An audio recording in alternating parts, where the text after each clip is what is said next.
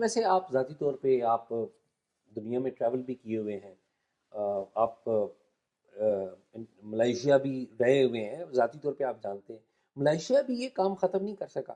نہیں یہ انٹرنیشنل جو مارکیٹ اکانومی ہے اس میں آپ سمجھتے ہیں کہ یہ کام، یہ ربا اور سود ختم ہو جانے نہیں سے یہ چل نہیں پڑے گا؟ اعزاز بھائی دیکھیں، ہمیں بھی پہلے جو ہے بہت ساری معلومات نہیں تھیں، چیزیں نہیں تھیں.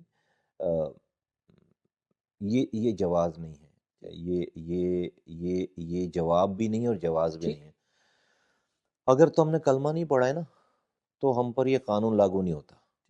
اگر میں نے اور آپ نے کلمہ پڑھ لیا ہے نا تو اس کے اندر ہم یہ نہیں دیکھ سکتے کہ، کیونکہ میں کیوں کہہ رہا ہوں، کیونکہ یہ کوئی الگ سی کسی مولانا صاحب کی لکھی ہوئی کتاب کی بات نہیں کہہ رہا. اللہ اپنی کتاب میں لکھ رہا ہے کہ اللہ اور اس کے رسول سے جنگ ہے. نہیں، لیکن آپ بالکل درست کہہ رہے ہیں، لیکن یہ جو بینکس ہیں، جو ہماری وزارت خزانہ ہے، وہ تو یہ آرگیومنٹ کرتی ہے کہ آپ دنیا میں چل نہیں سکیں گے اگر ایسا ہو. نہ چلیں، میں کہتا ہوں نہ چلیں. میں آ رہا ہوں اس والی بات ہے. تو ہم کیا اچھا، میں آپ کو چونکہ اس میں بہت زیادہ کوٹیشن نہیں کرنا چاہ رہا تھا، ورنہ میں نے ریسرچ کیا. تو اگر آپ کے اوپر ٹائم ہے تو میں تھوڑا سا اس کے اوپر بولوں، بہت تھوڑا سا چونکہ آپ نے نکالی، میں تھوڑی سی بات کرتا ہوں.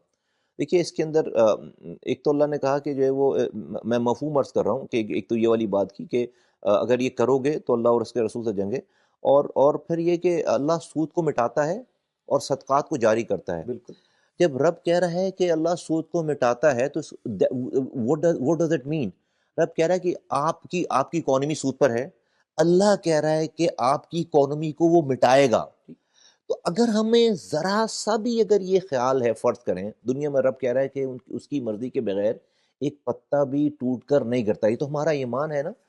تو یہ والی آرگومنٹ ہو نہیں سکتی. اس کے اوپر الگ بات ہے کہ جو لوگ اس کے اوپر دنیا میں بحث کر کے جائیں گے نا، اس کے اوپر آگے قرآن کہہ رہا ہے، اس کا مفہوم ہے کہ وہ قیامت کے دن ایسے کھڑے ہوں گے جیسے اس کو شیطان نے چھو کر اس کو بدحواس کر دیا ہو. یہ والی آرگومنٹ ہے نا کہ بھئی جو اپنا دماغ لگا کے.